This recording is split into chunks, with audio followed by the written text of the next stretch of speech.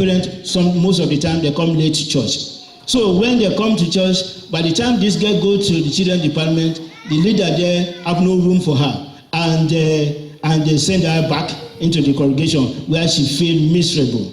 So that thing was going on in the life of this little girl. And you know what this little girl did? The little girl said to herself, this church need to be expanded. A girl of 5 years old. She said, this girl, there must be a room. What I need to do, every time they give her money, she always save a penny. She will put a penny, she got a small safe, she put a penny in that safe. Her aim was to expand the church. Can you imagine what a penny can do? Amen. But she kept on doing this. She kept on doing that. She kept on doing this. After some time, this girl was sick and she died. Yes, God took him back home. God took her back home. And now, after some times, but before she died, she wrote a little note that this penny that I'm giving, that I'm dropping here, is to expand the children department in the church. Amen.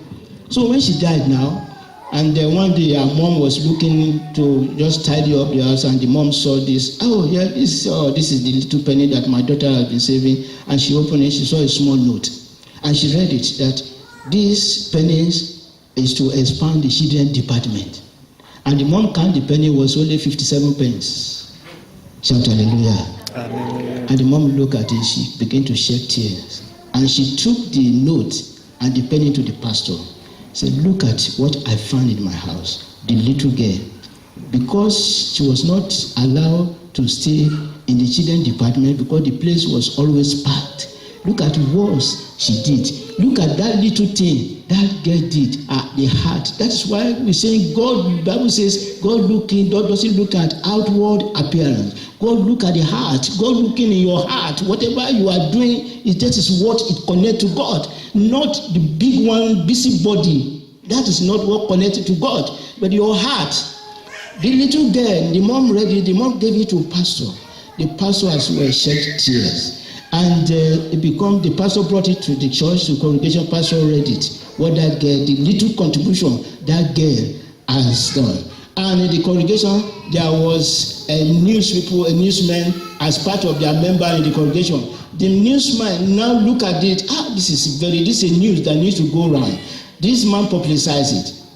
Amen. Now the big men in the city that heard it, they rose up. They said, no, this little girl vision must come to pass. They gather money. They rebuild the church. They build the same size of the auditorium for the children. Shout hallelujah. In the same church.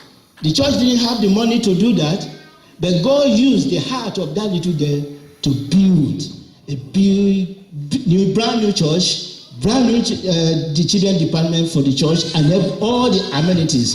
But don't forget, the girl died. Amen. But the glory did not die. Amen.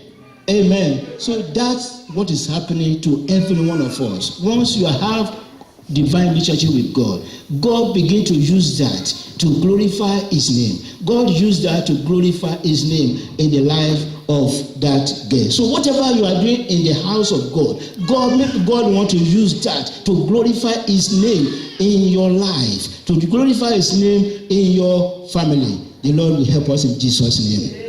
The mighty God will help us in Jesus' name. So I want you to know that whatever you give, whatever you are doing in the house, whatever you give to God for his use is sufficient. Amen.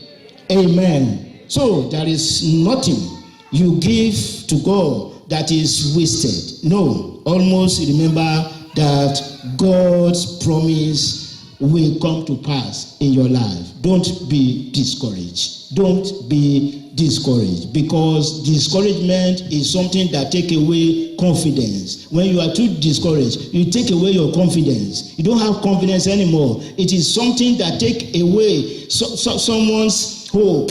Discouragement will take away your hope. Amen.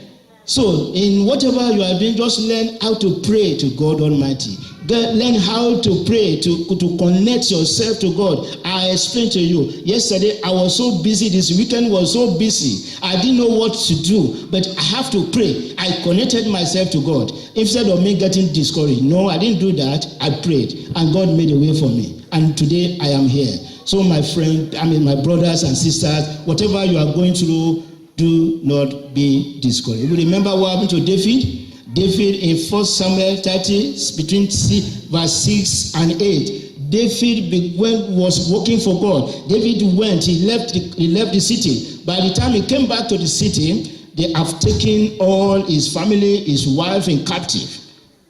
Amen. So he thought he has lost everything. He was discouraged. The Bible said David wept till he couldn't weep anymore. There was no tear coming up anymore.